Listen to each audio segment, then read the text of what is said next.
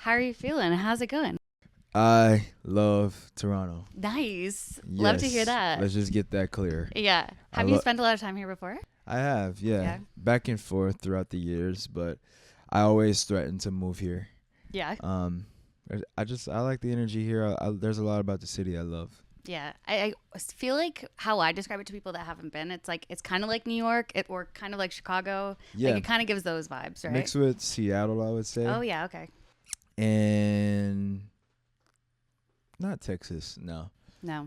but there's good energy here. Good. I Yeah, like that. I've never spent any time in Houston. really. Yeah. So I was gonna ask you, like, what was life like for you growing up in Houston? How would you describe? Oh man, it was best food ever. I grew up in the suburbs, but it inspired a lot of my tastes and what I ended up becoming as a man, as an artist. Um, my song, the prelude to my debut album, "Feel the Bass," is heavily inspired by Houston. I grew up hearing, if you just drive on the highway, chances are 98% you're gonna hear a car with subwoofers that is distorted, that's just obnoxious basically, but everybody's customizing their stuff, and people just love music there. So that definitely has inspired a lot of my sound, and specifically my song "Feel the Bass," but my album as a whole for sure. Yeah, you're on a good list of people too that are from Houston. Like Yes, Beyonce. we could just stop there. That's it. Yeah, Yeah. yeah. And you just saw her Cowboy Carter show. I did. How you know?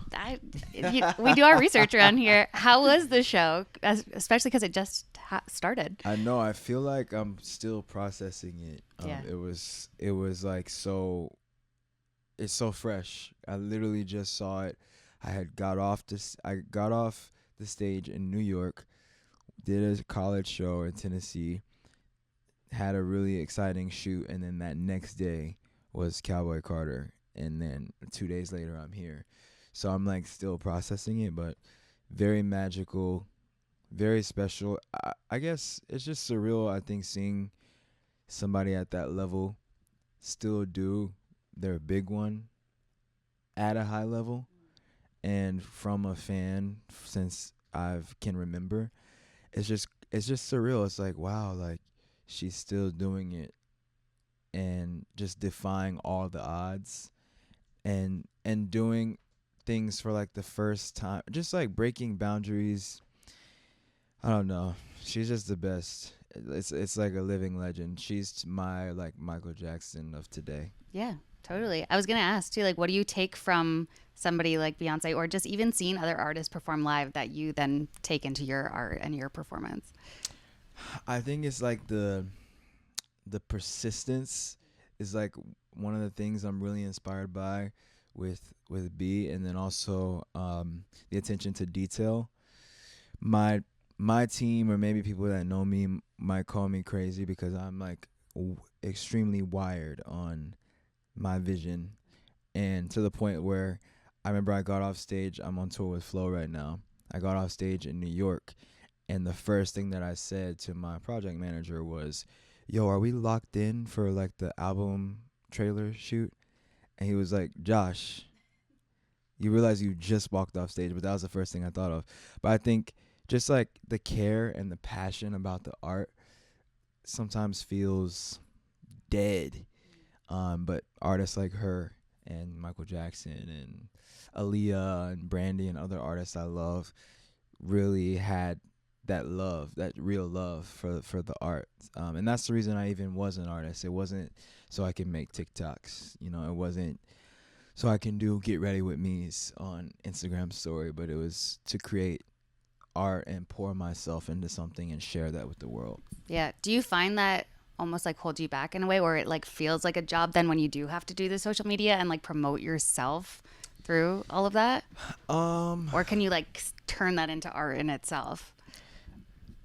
I be trying. Yeah. It is a job though, hey? It's a job. It's a full job. What I do love is connecting with my fans. Yeah.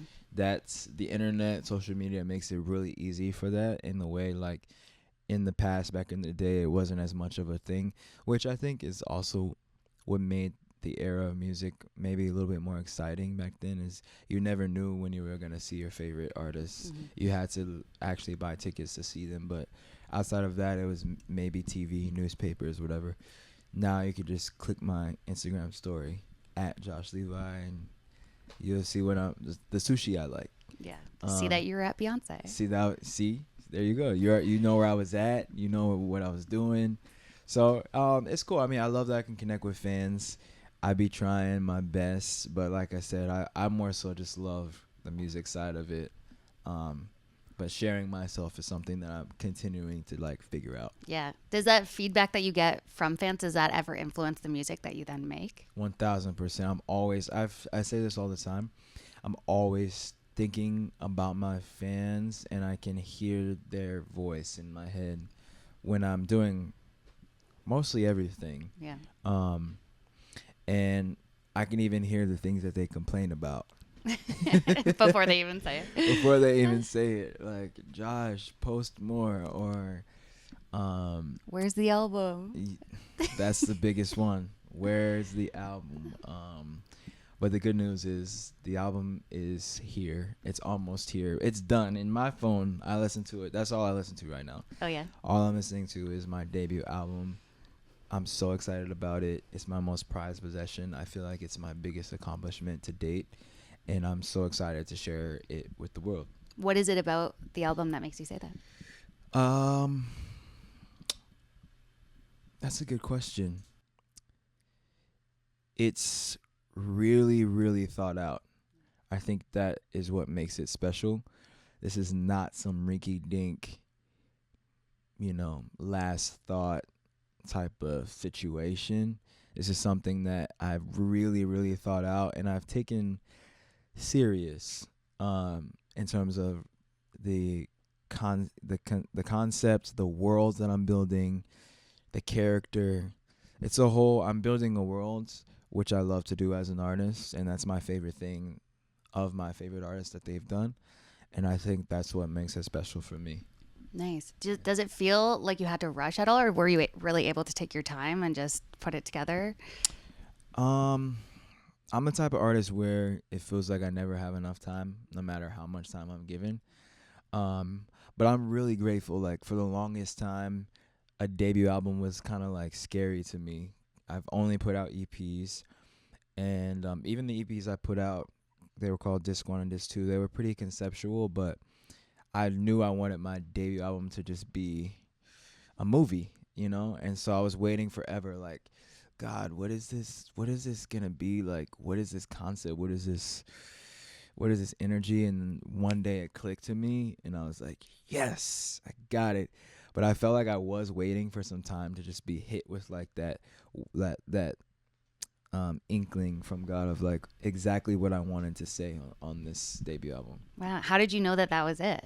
It just clicked?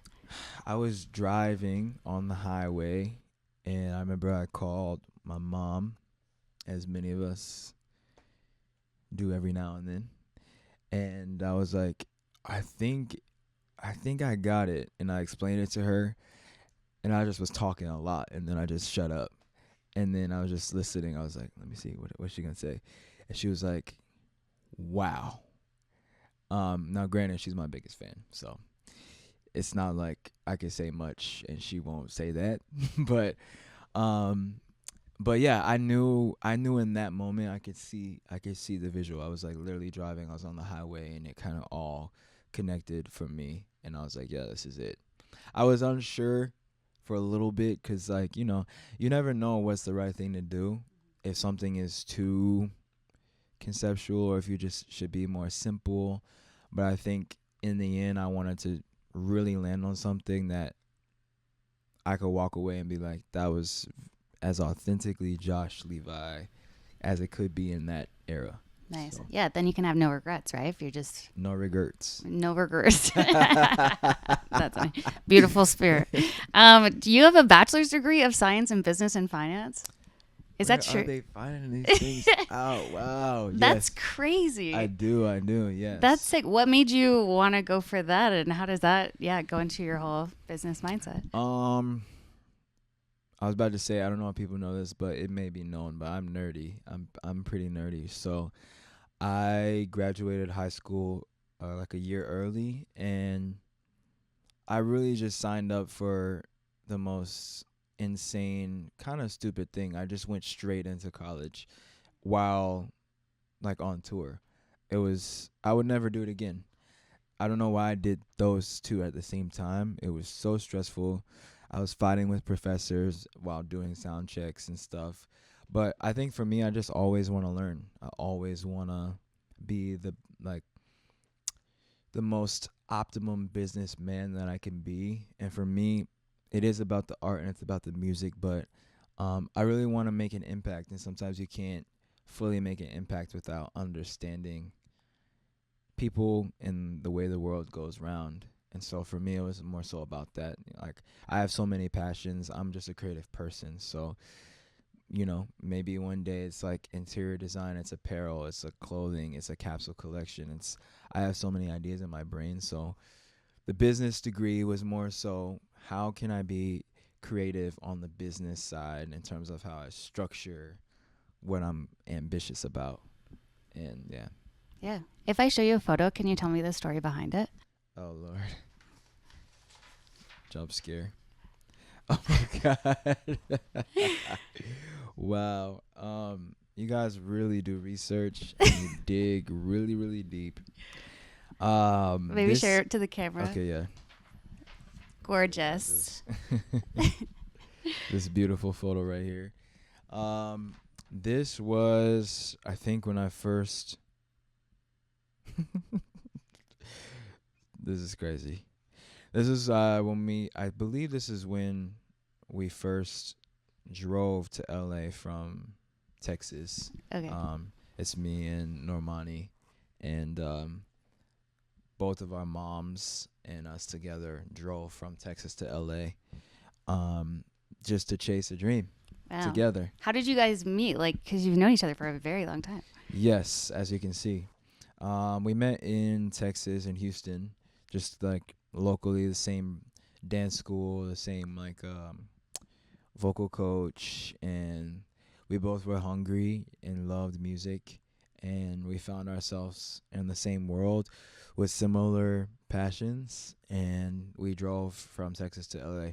Now, I wouldn't recommend driving to anywhere from Texas. It takes like 2 days alone to get out of Texas. Texas, I think, is the biggest state in the country, in the U.S. It was a long drive, but we made it. Nice. Yeah. You made it to California, and then you made it, both of you. It's crazy. I made it to iHeartRadio, Toronto. Yeah, here we are. Here we are.